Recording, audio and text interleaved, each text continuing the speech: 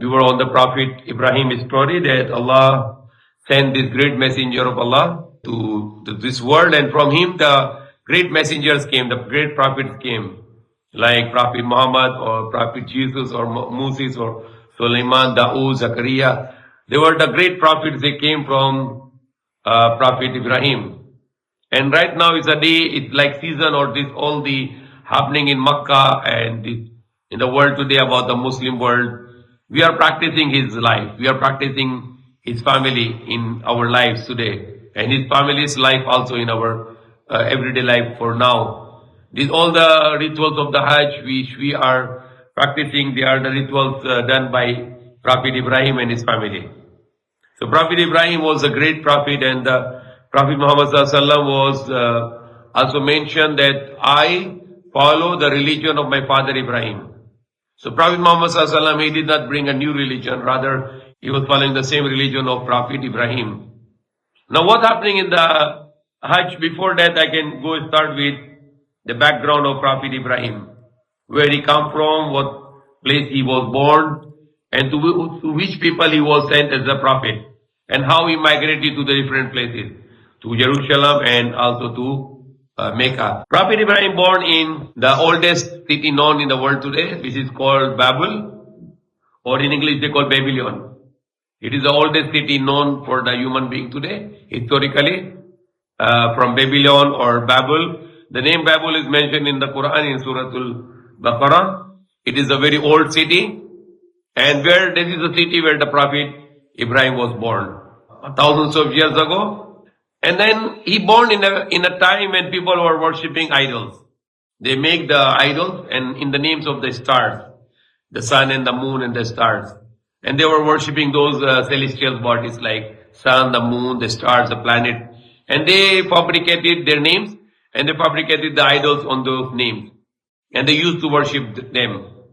And in fact, his father, Azar, was also sculpturing the idol. His business was selling the idol to the king and to the people. And he also let, when Ibrahim was a young boy, he let him also to sell. And he don't like it. Since childhood, the Prophet Ibrahim, he hate to do idol worship and to sell those idols. When his father was forcing him to sell them in the market, then what he do, he say to people, buy these useless idols. They are useless gods. They cannot do anything for you. So when father knew that he is insulting his gods, then he stopped him to sell those idols after this.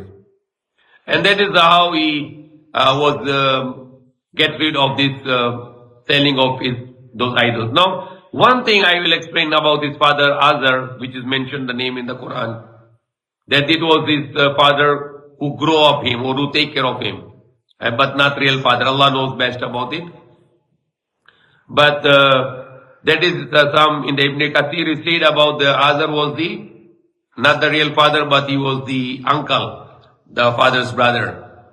Regardless of this, but his name was mentioned as a father. Sometimes the one who take care is become called as a father also. So we don't need to discuss in deep about this topic. And it's in the Quran is also Allah said that he called his father Azar. And he was surely idol worshipper, and he was selling the idol. And the Prophet Ibrahim against him, and he told him that I hate you and those who are worshipping other than Allah until the day of judgment. And his father never followed to Prophet Ibrahim to worship one God. And the Prophet Ibrahim always praying Allah to forgive him. And even on the day of judgment, the Prophet Ibrahim is going to pray to Allah on the day of judgment that Allah forgive my father. And he said there in we know that about this, that Allah will not forgive his father. Allah will not forgive his father on the day of judgment, and he will be thrown in the hellfire because he died as a mushrik. He died as an idol worshipper. So it is the greatest sin that which Allah mentioned in the Quran. Innahu man yushrik billahi faqad harramallahu alayhi jannah wa ma'wahu an-nar. Surely whoever commits shirk, worship other than Allah, sama-sama juz-juzan, bawal sa kanya paraiso. For him, the prohibited the paradise. Haram for him the paradise. And his place will be, his place of abode will be hellfire. وَمَا لِلظَّالِمِينَ مِنْ أَنصَارٍ, and there will be no helper for the Zalimin, the wrongdoers. Now Prophet Ibrahim, He was, even though he has no revelation, he got no message from any prophet, but he has the iman in his heart, because every child born on that iman, that there is only one God. And he was a very strong believer. So he started to, before even he was not yet announced as a prophet, he was telling to the people, don't worship idols, but worship only God. And then there was a time when people were going to a feast outside the town, because they were living like province type, far from the city. And there was a time that they have a feast, and they wanted to go to that feast. And then they asked to Prophet Ibrahim, let's go with us in the feast outside the town in the other place. And he said in the Quran that Ibrahim said, Inni saqim, I am sick, I cannot go, I'm sorry. So he refused them to go with them. So now when they go to the feast, the people of the town, and they left behind their idols, yung mga rebulto, and then Prophet Ibrahim, he went to their temple, and he destroyed all of them. He destroyed all of them, and he get the axo, he put on the big idol on his shoulder, and he left from there. He destroyed all, durugin niya lahat ng rebulto. He destroyed all the idols, and then he just go to his house. And the whole day, the people were in the feast, this idol worship feast. When they came back to their city, to their town, they immediately go to their temple, to their worship place. And when they entered the worship place, they found out that their idols were broken.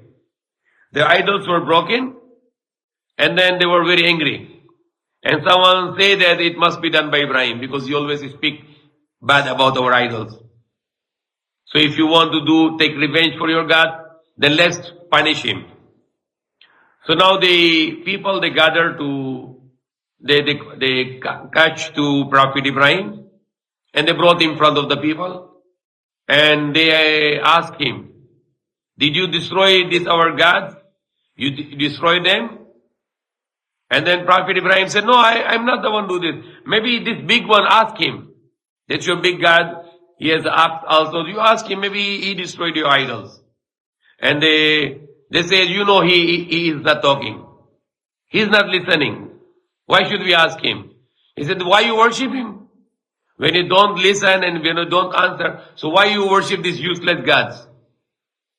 And then they bow down, their head was down, they cannot answer him for his argument. And then they decided to burn him.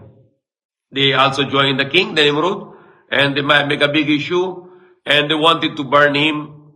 So they announced in the city that all the people are going to collect the fire for 40 days. The wood, kahoy. They are going to announce that everybody have to take revenge for their gods destroyed by this young man, and we have to burn him. So all collect your woods. So some people, they can bring their wood, their door, their furniture, whatever they can find it. They bring in an open ground, on an open space, and they collect it to make like a mountain. Until they make a huge mountain of wood, and they put the fire, and they have a machine called manjanik, like you can put somebody the stone to throw on the fortress. So they use that machine which they use to destroy the forts. They put the Prophet Ibrahim there, and they throw him in the middle of the fire. So while they were planning to throw, the angels came and they asked to Prophet Ibrahim, if you want, we can assist you. And he said, no, if Allah sent you, then I can ask. But if Allah did not send you, Allah is enough for me. I will not ask anybody any help. If Allah want me to go in that fire, and it's up to Allah. If He want me to die as a martyr or to protect me, Allah can decide for me. I just leave it to Allah. So he did not want to give up for his sacrifice to Allah. So finally they throw him in middle of the fire. And then it's recorded in the Quran that Allah said the word, which is beautiful words. My mother used to always read this. And then the words are, وَقُلْنَا يَا نَارُ كُونِي بَرْدًا وَسَلَامٌ عَلَى إِبْرَاهِيمَ. And we said, Allah said, Ya naru, O fire, kuni bardam wa salamun ala Ibrahim, become cool on Ibrahim and safety upon him, thus peace upon him. Ya naru, kuni bardam wa salamun ala Ibrahim. O fire, be cool and peace, safety kapayapan upon Ibrahim. So what happened now when he was thrown in the fire, which was collected the wood for 40 days, it's a big fire like a mountain. He was inside and Allah sent him the food and he was eating the food there with the fruits. So after some days when the fire was extinguished and now they are looking for the bones of Ibrahim and they're looking at how he destroyed this enemy of our God. So let's see what happened to his body. And when they were searching the dead body of Prophet Ibrahim, they find him alive. They found him alive, eating. There is a food for him and not even one hair of his body was burned. Nothing had burned. And that time was a beautiful story happened. The pigeon, pigeon is a very loveful animal in Islam. The one pigeon was going and bringing the drops of water from its beak and throwing in the water. And that small water cannot distinguish the fire. But at least we can do something, even though it is small, but we can do something against evil, whatever you can do. Even if you think it's not beneficial and it's not going to destroy that evil, but at least your effort, Allah can accept it. That even the smallest thing you do against evil, Allah loves you for this. So that's why nowadays all the Muslims in the world, we love this pigeon too much. It's a beautiful animal who was trying to help Prophet Ibrahim with the pickles, small drops of water, pouring on this huge fire. So that was something happened, a good story, a lesson for us, that never think your effort is small. Whatever effort you can do it for Allah, go and do it inshallah. So when they found that he was not burned and they know now they cannot kill him because he has a protection from God, from Allah. So they give up to him to burn, to punish. And then during that time, he and his wife were Muslims, were believers, and his nephew. His nephew was a prophet also whose name was Lut, Prophet Lut. So people were not believing him. And now he sent the Prophet Lut to the place called the Dead Sea. And he was a prophet there. And he and his wife, they are now traveling to Jerusalem by the command of Allah. So when they were traveling to Jerusalem and his nephew, the Lot, was sent as a prophet to the people of the Dead Sea. And then it's another story which is not related to tonight, that he was sent to those people, but those people were homosexuals. And they were idol worshippers. And when they did not believed in the message of Allah and they did not change their bad attitude, and they were given the punishment. Because this kind of attitude like homosexual, they are destroying the human population because there will be no population anymore. So if people will follow that attitude, the human population will be banished from the world. So that is like, this kind of people are destroying the human population. It's like killing the human population. When the Prophet Ibrahim has no child with Sarah, then he got married with Hagar. Hagar was an Egyptian woman. And then she got pregnant when they were in Jerusalem. And then when she got child and the name was Hagar, and then they were living there, and then the child was a small young child, Ismail. And now the wife of Prophet Ibrahim, Sarah, she started to get uncomfortable because she is an old wife and very long time she is and no child. And now the other women have a child. And then there was a will of Allah that Allah want that child to go in Makkah, where Allah is going to grow up him there. And then this great generation will be born there. And the great prophet of Allah, the Muhammad Sallallahu Alaihi Wasallam, will be born there. So that time, Allah commanded Prophet Ibrahim to bring his wife Hagar, his second wife, and the son Ismail to Makkah. The first wife in Jerusalem, and the second wife he brought in Makkah. But that time in Makkah there is no water, no shadow, no house, nothing there. No way that people can live there. So he brought his wife and his son Ismail, and he was leaving them there. And the wife asked him, why you leave us here? First time, second time, third time. And he's not answering, he's just going away. He left with them some dates and one skin of water, and that is the command of Allah to leave them in Makkah. And that was the plan of Allah. So when he's not answering, then she asked to Ibrahim, is this Allah commanded you? And then he make dua for Allah to protect his family and give them fruits. And she said, okay, if Allah command you to leave us here, then you can go, no problem. Allah will take care of us. And then Prophet Ibrahim left, and she was living in the desert with mountains around and the place where is Kaaba today. And she was eating the dates and she drank the water. And she gave her milk to the child. Until the time the dates finished, water finished, and then she had no more milk already. She dried up, she had no milk. And now she's worried about the child. And the child started to cry, started to get dried, dehydration. And now she worried that the child is not stop crying. So what she did, she ran to the mountain which we call Safa, and the other mountain is Marwa. She go to the Safa mountain, she look at the back if there is a caravan coming. Now coming, she pray to Allah for the water, for the blessings. She ran to the other mountain called Marwa, and she running between these two mountains for 7 times. And every time she go to mountain, she look and she pray to Allah to send some help.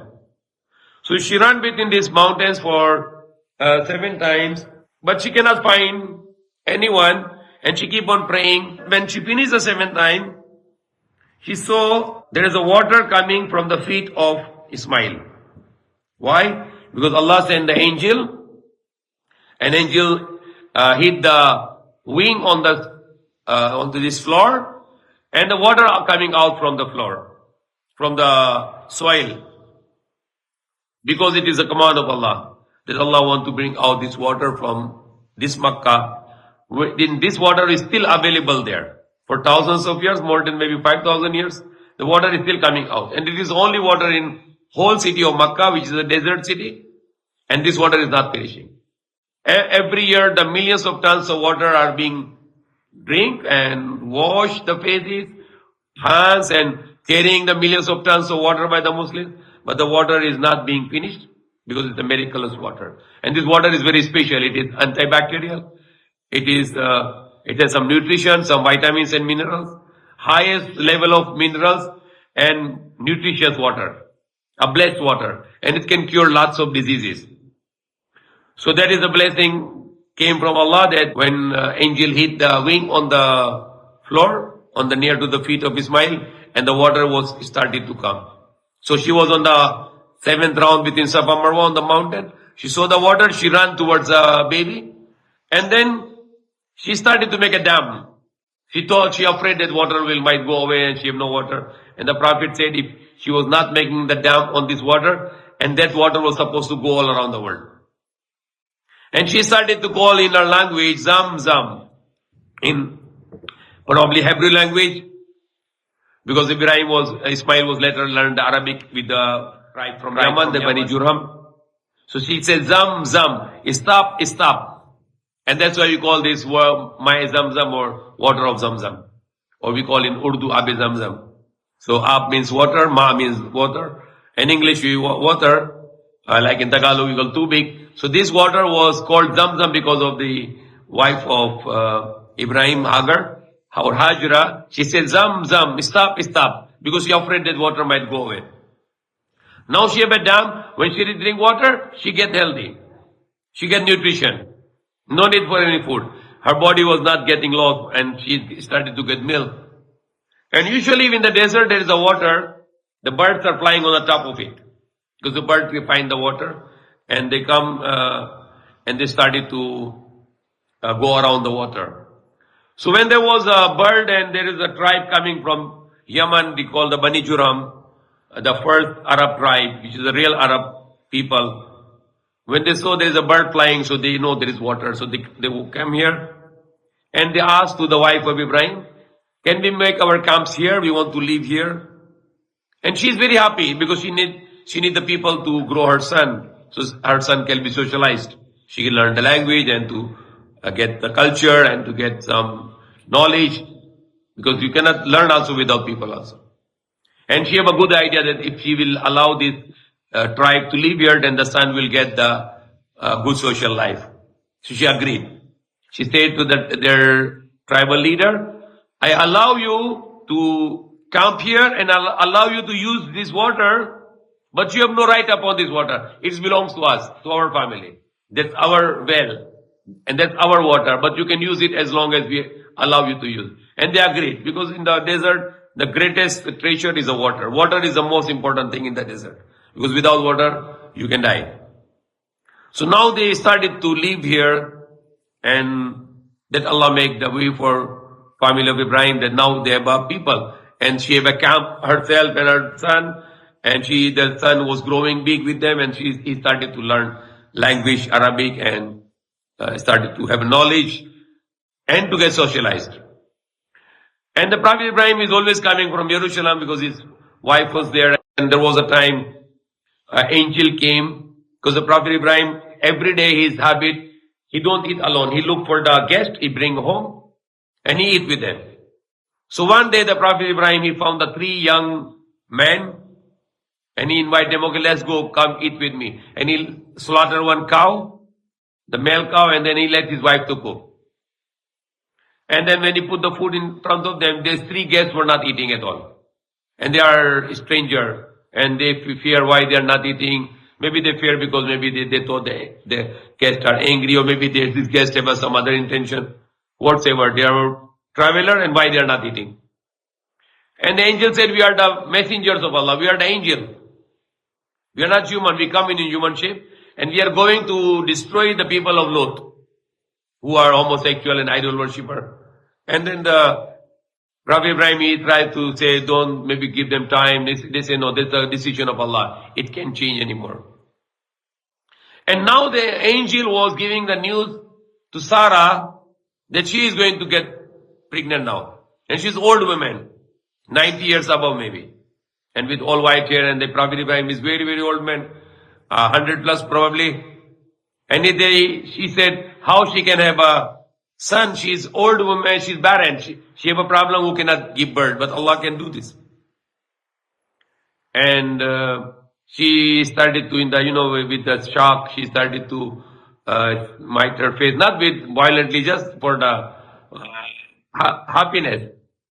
And she was laughing also. That's why, zahak means in Arabic is laugh. And in Hebrew is similar also. So the name Ishaq means is the laughter. Laugh. Ishaq means laugh. So they give the name of the child Ishaq, because she was laughing that time, that how is possible. And Allah made it possible that she got pregnant in very old age, even though she was sick, and husband was very old, and then Allah make her give them this news. And the angels went there to destroy the people of Lot. And now the Ibrahim al-Islam, he was staying in Jerusalem, then he go to also to other side of Makkah, which is also our Qibla. Jerusalem was also our Qibla before. So these 2 Qibla was established by Prophet Ibrahim, Jerusalem and Makkah. Now Ismail was getting older, he was big man already, and then he got married to the one woman. And then before that, another story which is related to our Eid al-Adha. Prophet Ibrahim was commanded by Allah that he is going to sacrifice his son. So he traveled from Jerusalem going to Makkah, and he went to his son Ismail, and he told him that Allah commanded me to sacrifice you, to slaughter you. And this was a test from Allah. And they were very powerful believers, so they want to give up. So he said, if al-matumar tajiduni, inshallah min as-sabirin. Do it what Allah commanded you do, and inshallah you will find me among those who are patient. So now the Ibrahim was bringing him to a place which is Mina, which is a place of sacrifice. And when he was walking towards that place of sacrifice, the shaitan appeared to Mina 3 times, 3 different parts, 3 different places. And every time he appeared to Prophet Ibrahim, and he wanted to tell, don't slaughter your son, don't sacrifice, maybe it's mistake, maybe it's not a true command of Allah, it's like this. So every time he throw him the stones 3 times. And that's what we are doing in Hajj. It's part of the Hajj. 3 days we are throwing the stone to Shaitan, where he tried to tempt Prophet Ibrahim. He tried to stop Prophet Ibrahim to follow the command of Allah. So we are doing this one in 3 days, and this is a part of Hajj. Without these 3 practices, we cannot complete our Hajj. So we are also throwing to Jimrat, 3 different parts to throwing the stone to announce that we will not follow the commands of Shaitan, but we follow the commands of Allah. And he reached the place of sacrifice, and he was about to sacrifice to his son, and Allah commanded the knife not to cut. So he was trying to slaughter, but the knife was not slaughtering anymore. And that's how Allah accepted his sacrifice. The son was not killed, not taken as sacrifice. Rather, Allah sent the sheep from the heaven, from the paradise, and that sheep was sacrificed in the name of Allah.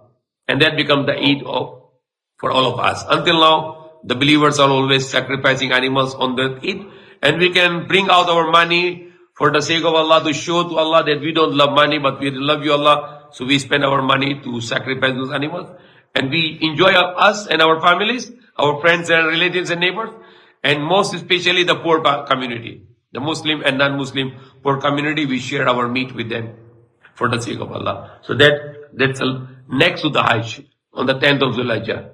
9th of Zulhijjah also the practices is done by Prophet Ibrahim and his family. And then he's the one who announced for the Hajj the people to come to Makkah and to perform the Hajj. The Prophet Ibrahim was the one who announced the people to come to the Hajj. And then he is the one who was teaching about this. And he and his son Ismail are the one who built the Kaaba. It's mentioned in the Quran that the Prophet Ibrahim and his son Ismail, they built the Kaaba. And we have a place where Prophet Ibrahim was standing to build the Kaaba. That place we have to pray 2 rakat. After making tawaf 7 times, you stand on the place of Ibrahim where he was standing to build Kaaba. You stand up there and pray 2 rakat. And then you go to Safa Marwa, where the wife was running between for sacrifice. You run between these 2 mountains for 7 times. And then you can have other rituals in Mina, in Arafat, in Muzdalifah, throwing the stones, and then final is sacrifice the animals in the name of Allah and to share with the poor people. And then last, you can make another tawaf is ziyarat, and that your Hajj is complete. And those who are in the Hajj, they need to either to shave or to trim their hair. Women can just cut little part of their hair, and then the men can take out their ihram. The women can have an ihram on the white clothes.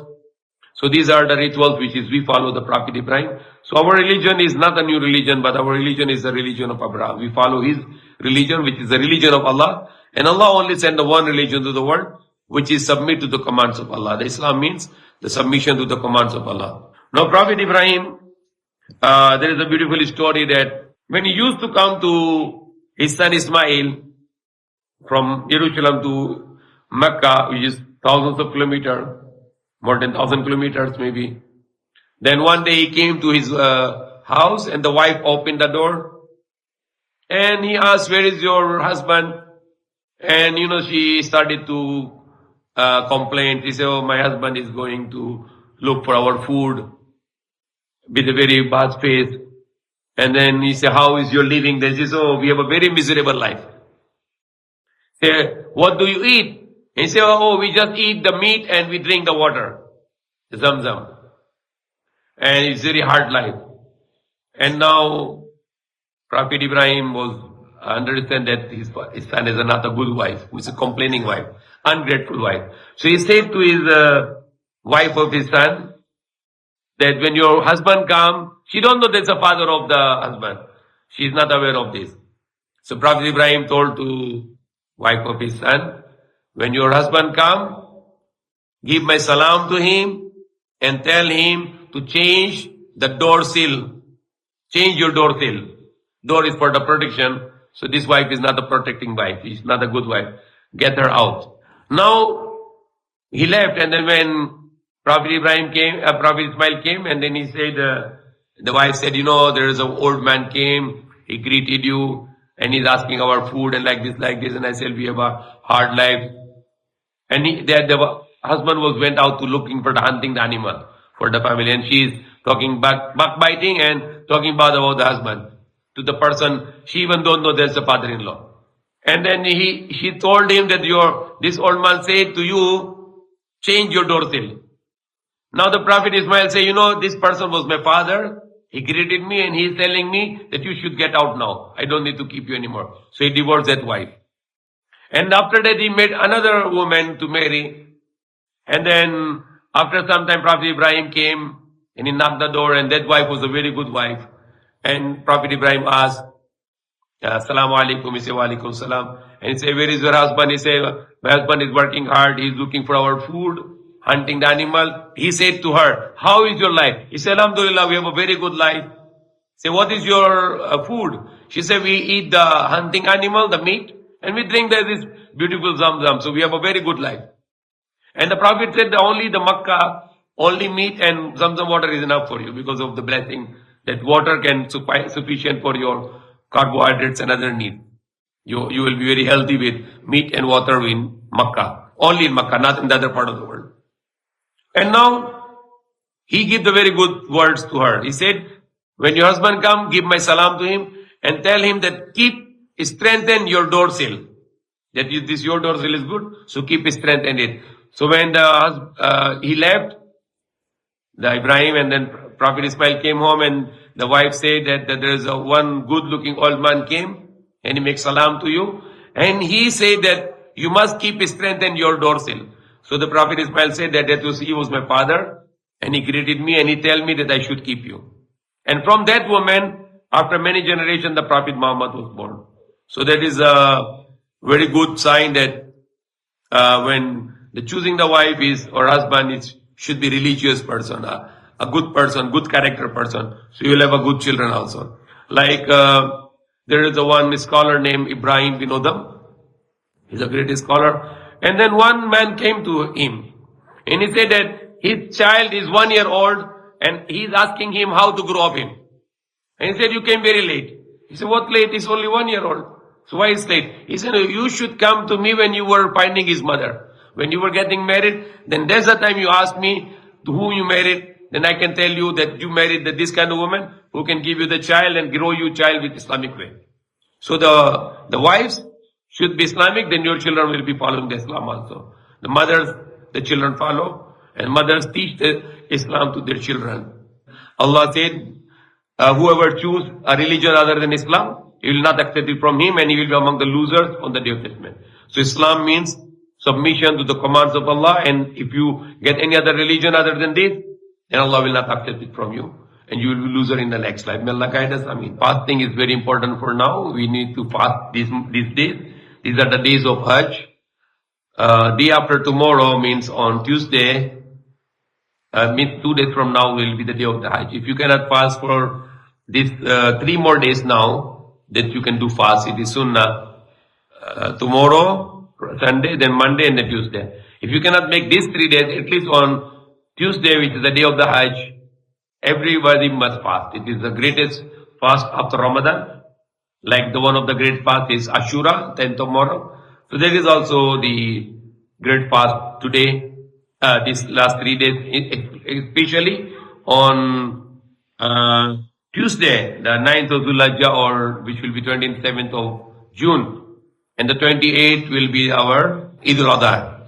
And then the one more also important thing about the sacrifice, like Prophet Ibrahim was sacrificing his son. And Allah did not accept it, and he was not able to sacrifice his son. Then Allah sent the sheep. So we follow that tradition and we are slaughtering the sheep, goat, cows, etc. Now, the Prophet Ibrahim's son was not sacrificed, but the Prophet Muhammad's son was sacrificed, the Hussein.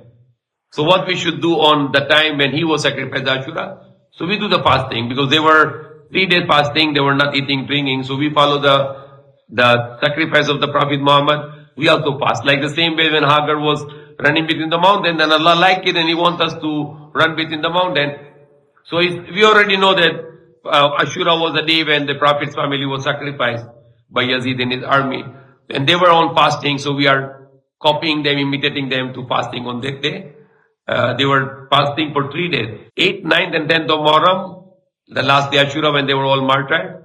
They were fasting for 3 days because water was not given to them for 3 days. So that's also one of the comparison that the Prophet Ibrahim's son was not sacrificed, but the Prophet Muhammad's son, his grandson Hussein, was slaughtered and sacrificed in Karbala. And we honor this because they were the great family, the great family of Prophet Muhammad. They were all slaughtered except only one son, Prophet's grandson. His son, the Zainul Abidin, the son of Imam Hussein. Zainul Abidin, who was not slaughtered, he was not killed, not martyred, and from him the generation of Prophet Muhammad was pushed through.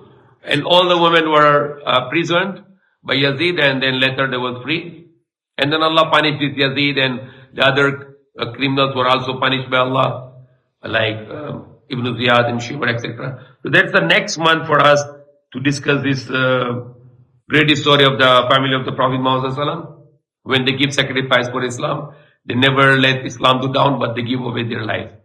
So there is always the believers they do, they always sacrifice for the sake of Allah, and they never give up their faith, rather they give up their life. So the very important for everyone that we should fast at least on Tuesday, but if you can make these last 3 days, tomorrow, Sunday, then Monday, and then Tuesday, that's very good. But don't miss your fast on Tuesday, which is the Yomul Hajj, Yomul Arafah, the great day in our life. We are not in the Hajj, so at least we can contribute our sacrifice by fasting on that day. And those who are not yet done Hajj, it is an obligation for lifetime. Because Allah said, Prophet Muhammad Sallallahu said, if a person has a means of going to Hajj and no tyrant king is stopping him to do this, and is healthy, and if he still don't go to Hajj, then I don't care if he die as a whatever religion. Means he is not minding as Muslim to fulfill his obligation to perform the Hajj, which is once in a lifetime. Every Muslim should perform. May Allah guide us, may Allah forgive us.